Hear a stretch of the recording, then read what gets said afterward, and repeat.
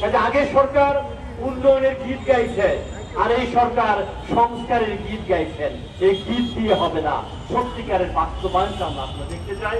আবার তাকে মার খেতে হলো, এই নিপীড়নের তাৎপর্য তাহলে কোথায়? এই যে বলা হচ্ছে বিচ্ছিন্নতাবাদী, এটা তো এই জবাব তো আমরা বহুভাবে দিয়েছি যে যারা সংবিধানের স্বীকৃতি চায় তারা বিচ্ছিন্নতাবাদী, নাকি যারা সেই স্বীকৃতি দেয় না তারা বিচ্ছিন্নতাবাদী। যারা পাঠ্যপুস্তকের মধ্যে একটা পাতা হিসেবে তার নামে সংযুক্তি চায় সে বিচ্ছিন্নতাবাদী, নাকি তারা যারা সেই পাতাটা ছিঁড়ে ফেলে এবং তার উপর আমরা লাঠিপিটা করি তারা বিচ্ছিন্নতাবাদী। আপনারা জানেন 3 পাহাড়ে মোবাইলে নেটওয়ার্ক এসেছিল, পুরো বাংলাদেশের 61 জেলায় নেটওয়ার্ক আসার অন্তত কয়েক বছর পরে। যারা নেটওয়ার্কের মধ্যে আসতে চায় তারা বিচ্ছিন্নতাবাদী, যারা নাকি নেটওয়ার্ক থেকে আমরা তাদেরকে বিযুক্ত করি তারা বিচ্ছিন্নতাবাদী। এই প্রশ্নের মোকাবেলা করেই আদিবাসী প্রশ্ন আমাদের সামনে আগাতে হবে। এবং প্রিন্স ভাই যথার্থই বলেছেন, এই যে হকি স্টিক, এই যে ক্রিকেটের স্ট্যাম্পের মধ্যে বাংলাদেশের পতাকাকে বেঁধে আমাদের শিক্ষার্থীদেরকে আহত করা হয়েছে, রক্তাক্ত করা হয়েছে, এটা জাতীয় পতাকার অবমাননা এবং এক রক্তাক্ত জাতীয় পতাকা এই পুরো জাতিকে দেখতে হয়েছে। এটি আমাদের জন্য লজ্জা, এটি ন্যাক্কারজনক, এটি ধিক্কার জানানোর ভাষা আমাদের থাকে। এই যে বহুত্ববাদীর কথা বলি, অনেকে ভুলভাবে ব্যাখ্যা করছেন। বহুত্ববাদের মানে হচ্ছে বাংলাদেশ কেবল বাঙালির না, বাংলাদেশ কেবল মুসলমানের না। এই কেবল বাঙালির এবং কেবল মুসলমানের, এইটিকে বলা হয় মনোলিথিক রাষ্ট্র।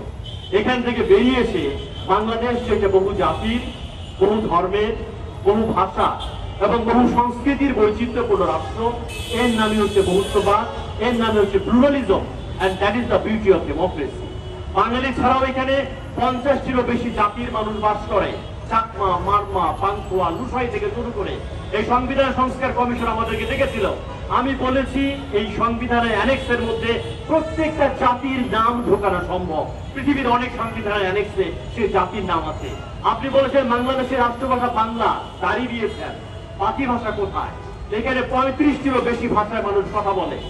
অনেক দেশে আছে এই ভাষাগুলোর স্বীকৃতি আছে। ভারতে আছে 4 ভাষার স্বীকৃতি আছে এবং অফিসিয়াল ভাষা বলে অনেকগুলো ভাষার স্বীকৃতি থাকে। অ্যানেক্সে সেই ভাষাগুলোর নাম ধরে লেখা সম্ভব। কাজে সেই সুপারিশগুলো আমরা করেছিলাম। আমরা জানি না পরবর্তীতে কি হবে। কাজে এখনো প্রতিরক্ষার চোখ দিয়ে আদিবাসী সমস্যা দেখবার যে চেষ্টা, এইটাই সমস্যার গোড়ার সমস্যা। এটা যে পলিটিক্যাল প্রবলেম, এটাকে রাজনৈতিকভাবে মোকাবেলা করার চেষ্টা, সেটা কিন্তু হচ্ছে না। এই কারণেই পাহাড়ে আমরা দেখতে পাচ্ছি উগ্র ধর্মান্ধকরণ, উগ্র সামরিকরণ এবং উগ্র বাঙালিকরণ এবং উগ্র জাত্যাভিমান সারাক্ষণ পাহাড়ের মধ্যে কিন্তু চলছে। এই যে প্রফেসর ইউনূস এটা বলেন যে এত সংখ্যালঘুদের নির্যাতন হয়নি, ফুলিয়ে ফাঁপিয়ে বাড়িয়ে বলা হচ্ছে। ওকে মানলাম, সবচেয়ে কনজারভেটিভ হিসাব প্রথম আলো পেয়েছি আমি, বিবিসি কনফার্ম করেছে যে 2061 জায়গায় সংখ্যালঘুদের বাড়ি ঘরে হামলা হয়েছে। ওকে, কিন্তু এই যে 1 থেকে 1.5 কোটি সনাতন ধর্মাবলম্বী এবং আদিবাসী ধর্মাবলম্বী এবং যারা পাহাড়ে আছেন, তারা যে আতঙ্কের মধ্যে থাকেন যে কখন তিনি আক্রমণের শিকার হতে পারেন, কখন তিনি ধর্ষণের শিকার হতে পারেন, কখন তার বাড়িঘর জ্বালিয়ে দেওয়া হতে পারে, এই আতঙ্কটা কিন্তু রিয়াল। এটা কিন্তু প্রতি মুহূর্তে তাকে ফেস করতে হয়। এই যে অ্যাপ্রিহেনশন, এই শঙ্কা নিয়ে তো বাস করা যায় না। 1.5 কোটি মানুষের যে শক্তি, তার যে প্রোডাক্টিভিটি, তার যে কাজ করার ক্ষমতা, এই ভয় নিয়ে তো কাজ করা যায় না। প্রফেসর ইউনূসকে বলে এই সংবেদনশীল মন থাকতে হয়। এই সংখ্যা যে রিয়েল, এটাকে বোঝার জন্য একটা মানবিক, কথাই বলেন দায় ও দরদের সমাজ, এই সংবেদনশীল মন ছাড়া এই দায় আর দরদ কখনোই বোঝা যায় না। সেটা আপনার বিবৃতির মধ্যে, আপনার এতদিনের কাজের মধ্যে কোথাও সেই সংবেদনশীলতা, সেই মানবিকতা আমরা খুঁজে পাই না। কাজে এইসব আক্রমণ পুরো পৃথিবীর কাছে একটা ভুল বার্তা আমাদেরকে দিচ্ছে।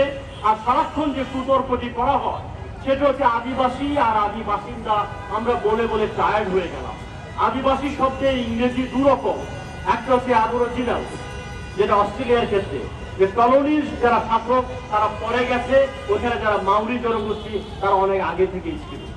সামি জনগোষ্ঠী ছিল আমেরিকাতে, যেটা ফার্স্ট নেটিভ, তারা আগে থেকে ছিল। কলম্বাসের নেতৃত্বে পরে ঔপনিবেশিক শাসকরা গেছে।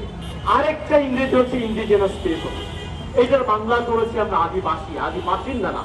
এর মানে হচ্ছে কলোনিয়াল শাসনের আগে থেকে সেসব জাতিগোষ্ঠী ভাষাগোষ্ঠীর মানুষরা স্বতন্ত্র জাতি পরিচয় নিয়ে, স্বতন্ত্র ভাষা পরিচয় নিয়ে, স্বতন্ত্র পোশাক দিয়ে, স্বতন্ত্র খাদ্যাভ্যাস দিয়ে প্রধান জাতিগোষ্ঠীর বাইরে তার স্বকীয়তা বজায় রেখেছে। জাতিসংঘ বলছে তারা হচ্ছে ইন্ডিজিনাস পিপল, এটা আদি বাসিন্দা অর্থে না। আর যদি আদি বাসিন্দাও বলেন, এই নিহারঞ্জন রায়ের বই পড়ে দেখেন, রিচার্ড এটনের পড়ে দেখেন, এই বাঙালি যে একটা সংকট জাতি, এখানে মঙ্গোলীয়রা আসছে, অস্ট্রেলীয়রা আসছে, পামিররা আসছে, তারও আগে থেকে এই অঞ্চলের সাঁওতালরা ছিল এখানে, তারা এই অঞ্চলের ভূমি সন্তান, মুন্ডারা এখানে ছিল। রিচার্ড এটনের বইগুলা পড়ে দেখেন। কাজে কে আগে আসলো, আগে পাবেন, আগের ভিত্তিতে জাতির পরিচয় না, তার স্বতন্ত্র ভাষা সংরক্ষণের অধিকার আছে। জাতিসংঘের 107 আমরা র্যাটিফাই করেছি, 1629, সেখানে বলা হচ্ছে আদিবাসীদের আত্মনিয়ন্ত্রণের যে অধিকার, তার ভাষা, তার কৃষ্টি, তার কালচার, সেটা সংরক্ষণের অধিকার জাতিসংঘ দিয়েছে। পুরো পৃথিবী জুড়েই 5 কোটি আদিবাসী জনগণ সেই অধিকার জাতিসংঘের বলেই কিন্তু পেয়েছে। আমরা এটিকে ভয় পাই, যে কোনো ভিন্নতাকে আমরা ভয় পাই। ভিন্নতাকে ভয় পেলে চলবে না। সবাই আমার মতো না, সবাই আমার জাতি না, সবাই আমার ভাষা না, সবাই আমার ধর্মের না। কাজে বহু ধর্ম, বহু জাতি, বহু ভাষার যে স্বীকৃতি, সেই বহুত্ববাদের স্বীকৃতি আমাদের সংবিধানের মধ্যে কেবল না, প্রাত্যহিক জীবন থেকে শুরু করে সর্বত্র তার একটা রিফ্লেকশন আমরা কিন্তু দেখতে চাই। কাজে আগে সরকার উন্নয়নের গীত গাইছে, আর এই সরকার সংস্কারের গীত গাইছেন। এই গীত দিয়ে হবে না, সত্যিকারের বাস্তবায়নটা আমরা দেখতে চাই। আজকের মতো এই সভা এখানে শেষ করছি। আপনাদেরকে ধন্যবাদ আসবার জন্য, কথা বলবার জন্য, এবং এর বিচার না হলে পরবর্তীতে আমরা একের পর এক কর্মসূচি দিতে বাধ্য থাকবো। আপনারা ভালো থাকবেন।